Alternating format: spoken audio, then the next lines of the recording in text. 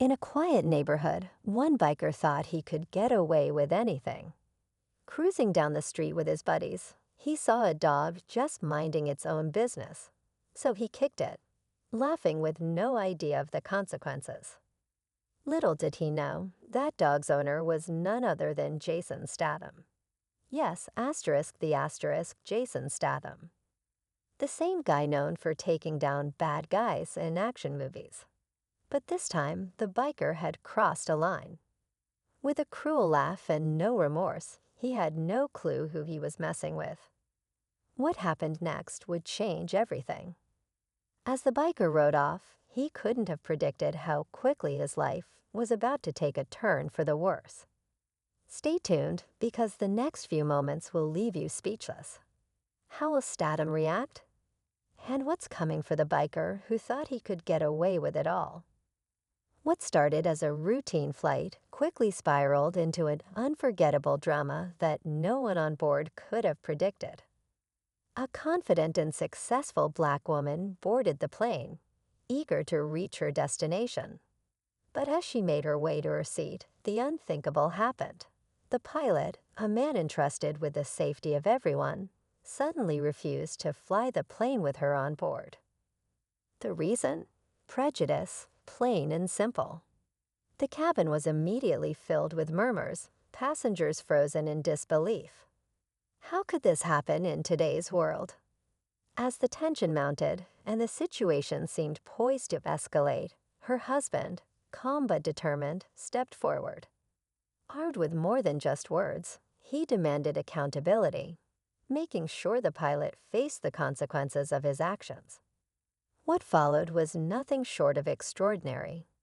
Stay tuned to see how this pivotal moment unfolded and why the pilot would regret his decision forever. The tension inside the cabin was palpable as the pilot's refusal to fly the woman simmered. Passengers exchanged confused glances, unsure of how to react. Some were quietly furious, while others looked at each other with disbelief, whispering about what had just happened. A few passengers tried to speak up, but the pilot was unwavering, his decision seemingly final. Meanwhile, the woman stood frozen, her hands shaking slightly, not sure how to process the cruelty of what was unfolding. Her husband, standing by her side, could feel the anger bubbling inside him. He'd always prided himself on being calm in stressful situations, but this was different. This wasn't just about an inconvenience or a mistake. It was about injustice. The couple had been through challenges before, but this kind of blatant discrimination was something neither of them had ever imagined they'd face. "Sir, may I have a word?" The husband called out to the flight attendant, his voice low but firm. The attendant hesitated, eyeing the situation warily. She was caught in the middle, unsure of how to handle a situation that felt so out of control. But the husband's resolve was clear. He wasn't backing down. Moments passed, and a quiet but steady undercurrent of discomfort spread through the cabin. Some passengers shifted in their seats, murmuring to each other, while others watched the drama unfold with wide eyes. The woman, still processing what was happening, looked to her husband for guidance. He squeezed her hand, a silent promise that he wasn't going to let this go. The flight crew, now visibly on edge, started to gather in the front of the plane, clearly unsure of how to resolve the escalating situation. The pilot, who had been calm but firm in his stance, suddenly found himself surrounded by voices that demanded answers. "I won't fly this plane if she's on it," the pilot said again, his tone cold. "It's for the safety of everyone aboard." There was a collective gasp from the passengers. They knew what this really was, a gut-wrenching display of prejudice, disguised as concern for safety. The husband was having none of it. With deliberate steps, he moved toward the cockpit, where the pilot stood facing the crew. His wife was still behind him, though her presence was as much of a statement as her husband's. "I don't care who I have to speak to," he said calmly into the phone, his voice steady but laced with authority. "You're going to fix this."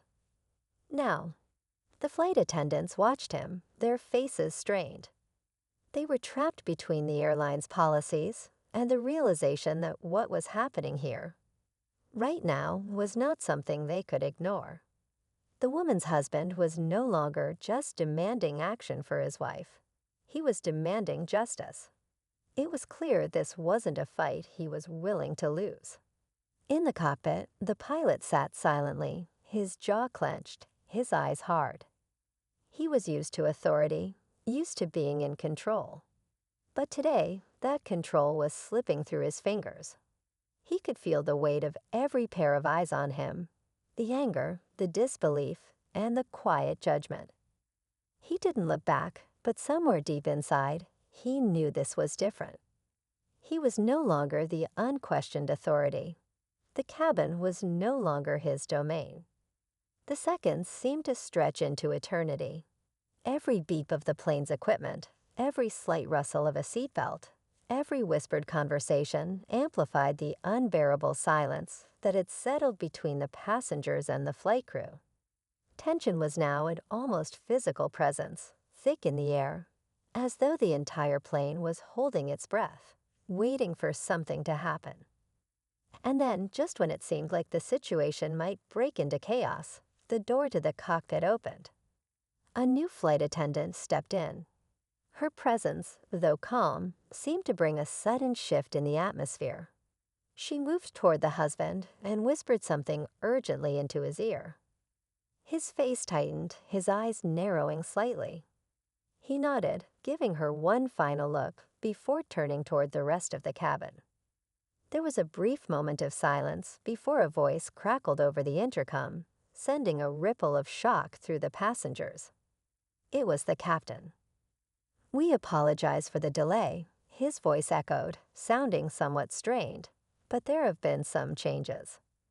We'll be switching pilots shortly, and the flight will proceed as scheduled." The words hung in the air, but before anyone could react, another announcement followed. This time, it was from a senior airline representative, who'd apparently arrived in person to handle the situation. "We're currently investigating the incident. The pilot will be removed from duty, and another crew member will take over. We assure you that the flight will continue without further delay." A heavy silence fell across the cabin. Some passengers seemed relieved, others uneasy, but no one spoke. Everyone knew this wasn't the resolution. This wasn't the end. The conflict had shifted, but it wasn't over. There were still questions, and the tension had only grown. As the husband looked toward his wife, his hand gripping hers tightly, he could see that the battle wasn't just about this flight anymore. The weight of everything, the racial injustice, the discrimination, was real, and the fight was far from over. But for now, at least they'd made their stand.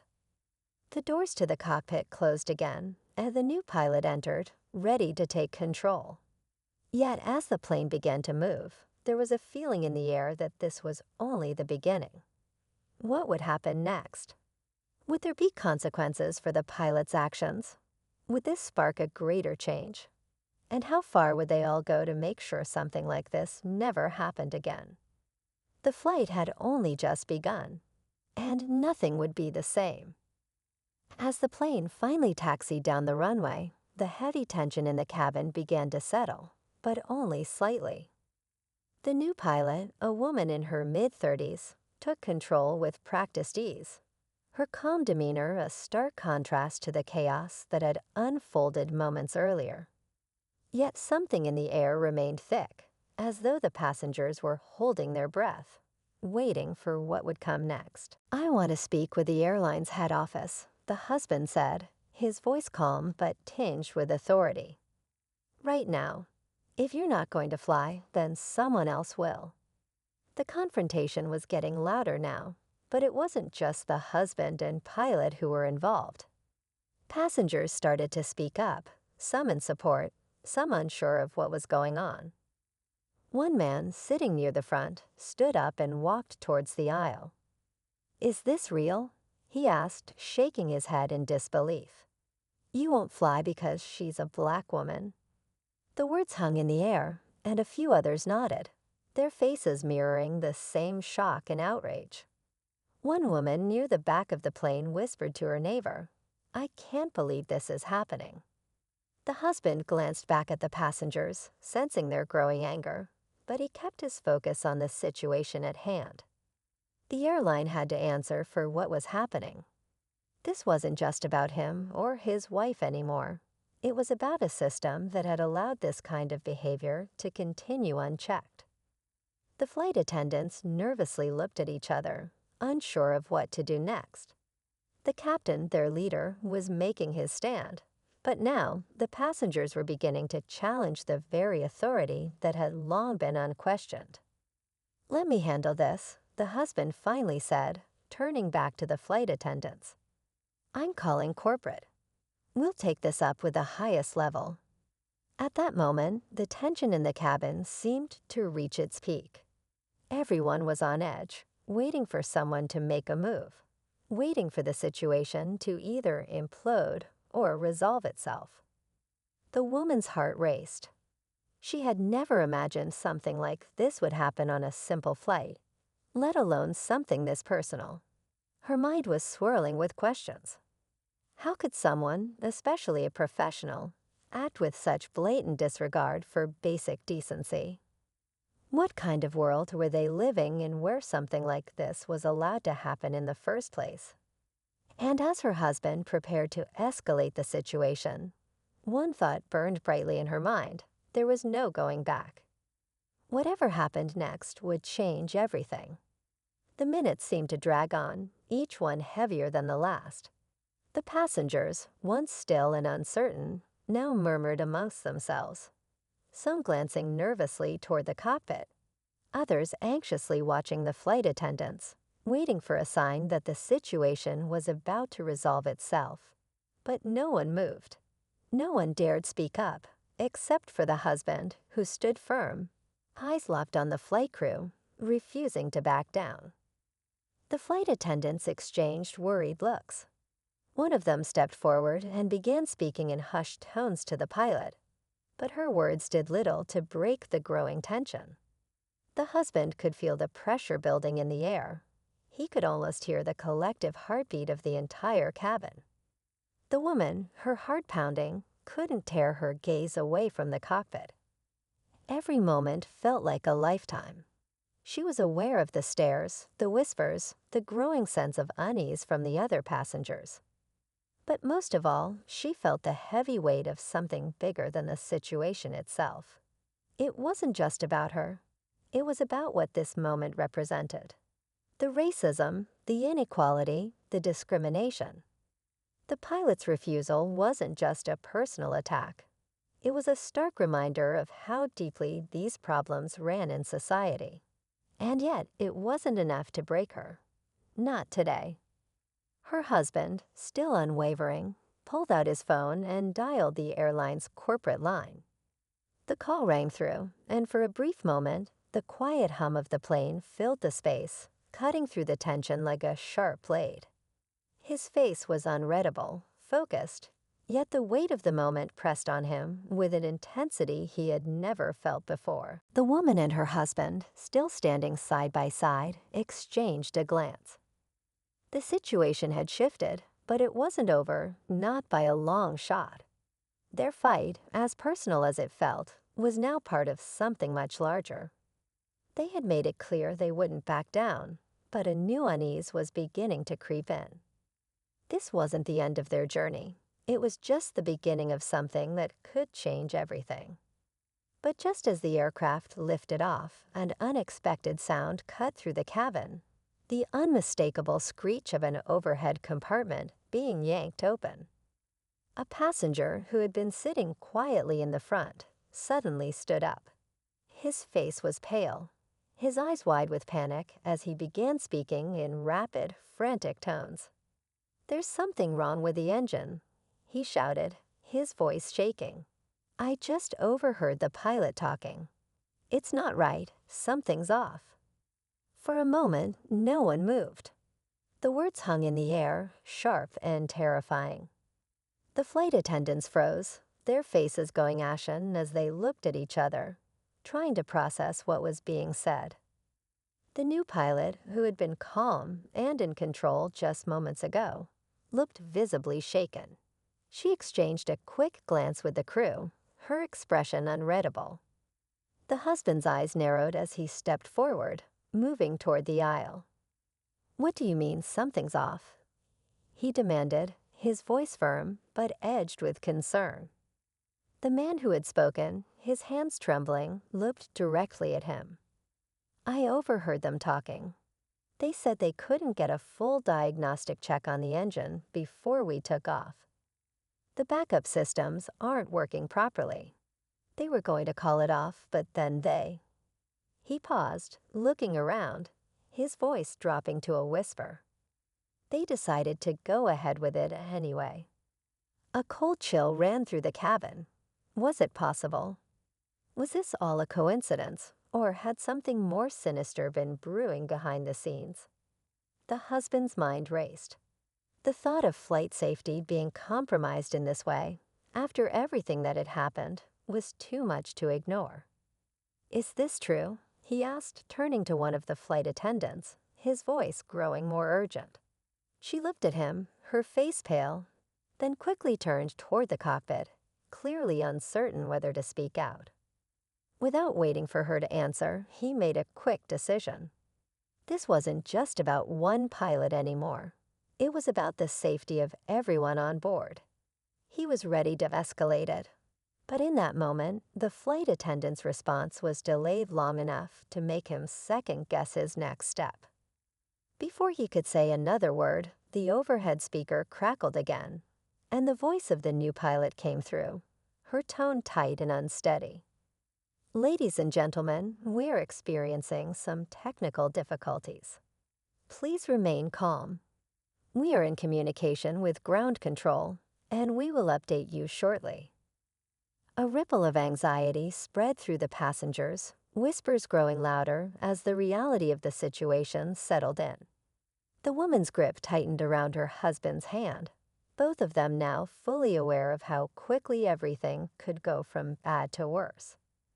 But then, just as the tension seemed unbearable, the lights on the plane flickered. It was a subtle, almost imperceptible blink, but enough to send a wave of panic through the cabin. The hum of the engines shifted slightly, and for a brief moment, it seemed as if the plane was struggling to maintain altitude. "Something's wrong," the woman whispered, her voice barely audible above the low murmur of concerned passengers. The unease in her voice was evident, and she wasn't the only one.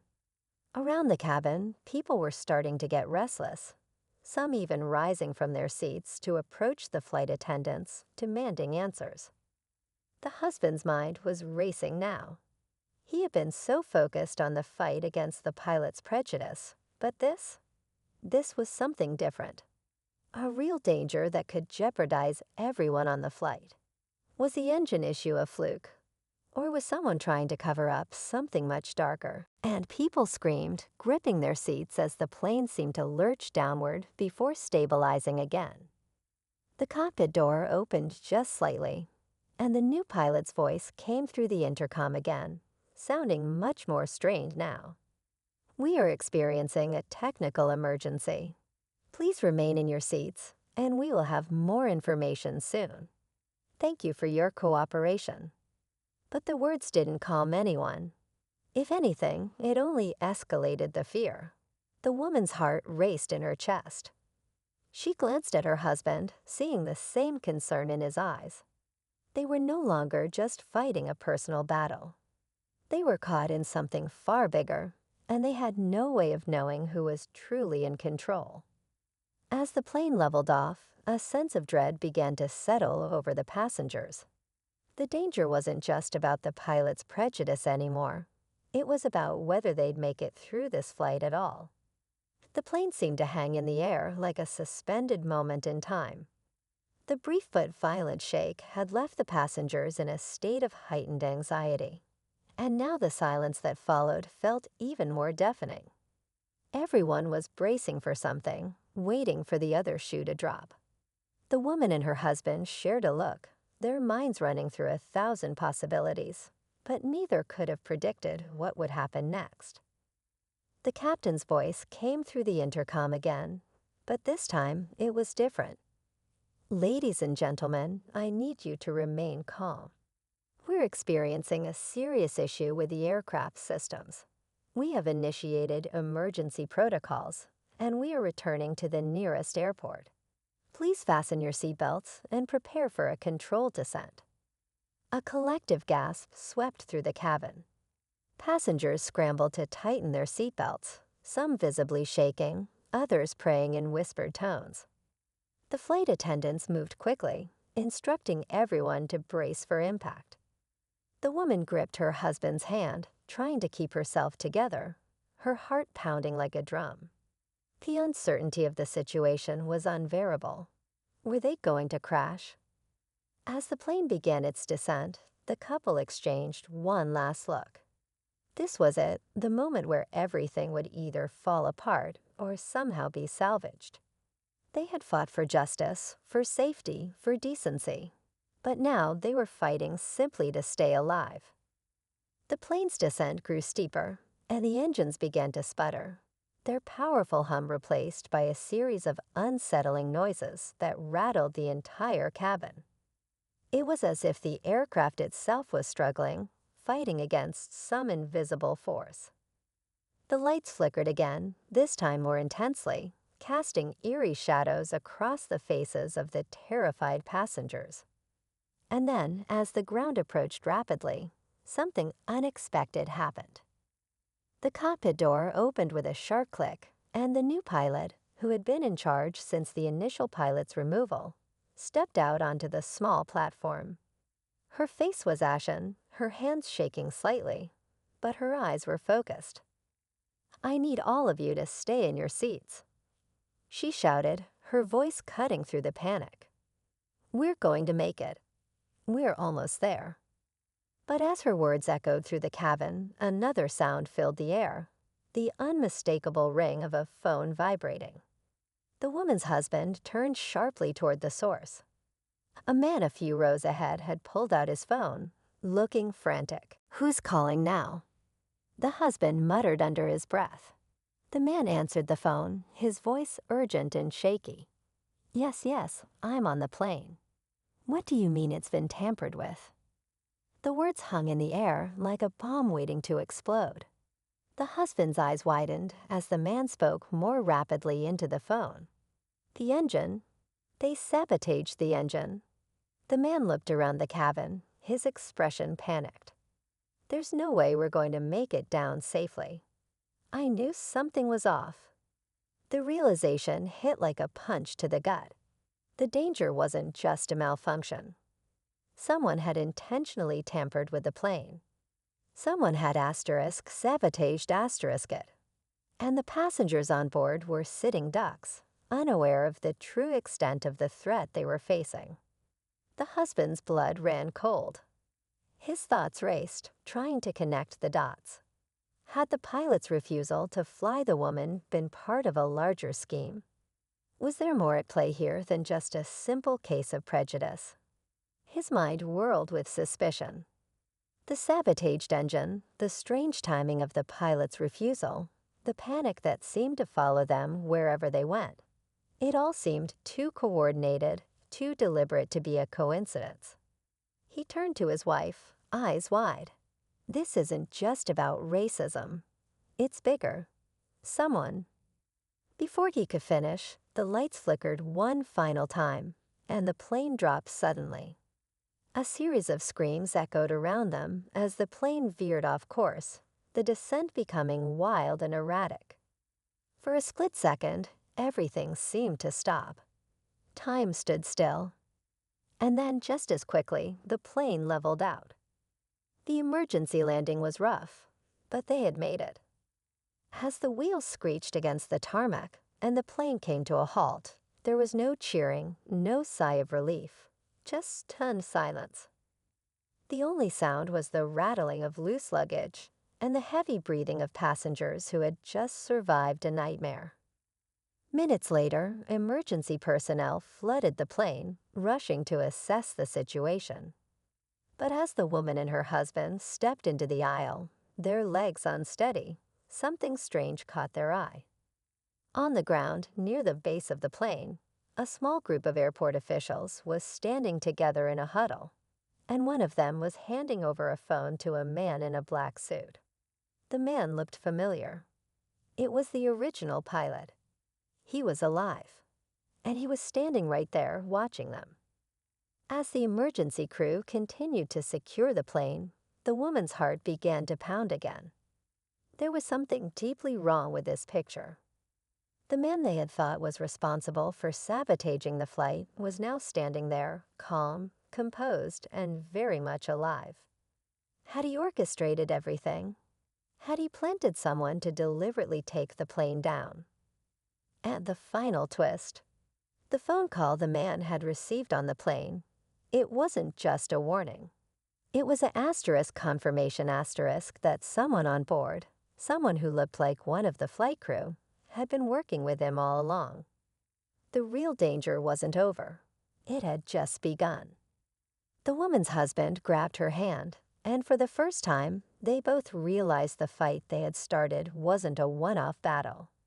It was the beginning of something much bigger, a conspiracy that went much deeper than either of them had imagined. And now it wasn't just about justice, it was about survival. Inside the coffee shop, the atmosphere gradually returned to normal as Karen's dramatic exit faded from everyone's immediate attention. The barista, still a little shaken but now smiling, resumed her usual routine, quickly grinding beans and steaming milk. As the regulars who had witnessed the scene started to settle back into their seats, a few of them exchanged glances before making their way up to the counter.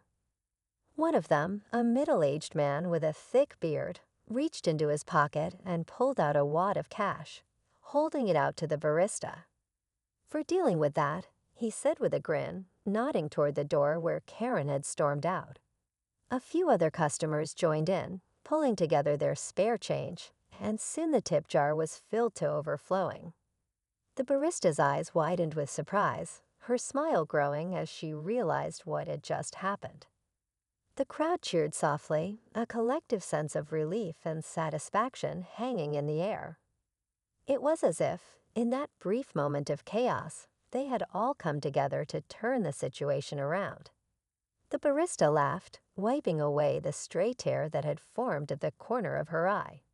It wasn't just about the tip. It was about the kindness and unity they had shown. Outside, Karen could still be seen pacing angrily, her phone pressed to her ear. She was completely oblivious to the small but growing wave of amusement rippling through the coffee shop's windows. Her temper had been on full display, but the universe seemed to have a different plan for her that morning. The scene shifted to the parking lot, where Karen's frustration reached new heights. As she made her way toward her car, she paused, noticing the note taped to her windshield. She snatched it off and read it aloud, her voice rising in disbelief. "Thanks for parking like you own the place. Your Tao is on the house." The crowd, which had quietly gathered outside to watch the unfolding drama, burst into laughter, and Karen's face turned redder with each passing second. The tow truck, which had already positioned itself behind her car, slowly began to lift her vehicle. Karen's protests grew louder, her hands waving frantically as she tried to argue with the tow truck driver. "This is ridiculous. I'm just running a quick errand," she screamed, but the driver, unfazed, continued his work. A security guard stood nearby, arms crossed, offering nothing but a stoic stare. Karen turned on him next, demanding an explanation for why her car was being towed, but he simply shrugged and shook his head, his stance unwavering. As if on cue, a police officer pulled into the lot, lights flashing in the distance. He stepped out of his car and approached Karen with a calm but firm demeanor. Ma'am, he began, I've had a few complaints about you blocking traffic. I'm going to have to issue a citation. Her jaw dropped. The officer handed her the ticket, and she took it with a mixture of disbelief and anger. Her once confident attitude started to crumble as she glanced helplessly at her car, now being hoisted high into the air by the tow truck. The crowd that had gathered, now fully enjoying the spectacle, murmured in approval as the officer politely but firmly explained the situation, offering no sympathy for her earlier outburst. For everyone else, it was like watching a real-life karmic justice unfold before their eyes. What had started as a petty confrontation in a coffee shop had turned into a public reminder that no one, no matter how entitled they felt, was exempt from the rules. The people who had watched it all unfold exchanged satisfied looks, some even capturing the final moments on their phones, knowing the footage would likely go viral in no time. And as Karen's voice faded into the distance, her protests swallowed by the hum of the tow truck's engine, the crowd began to disperse. They returned to their own lives, each person leaving with a small but satisfying sense of vindication. No one had to say anything. Everyone just knew. Sometimes the universe has a way of putting things back in balance.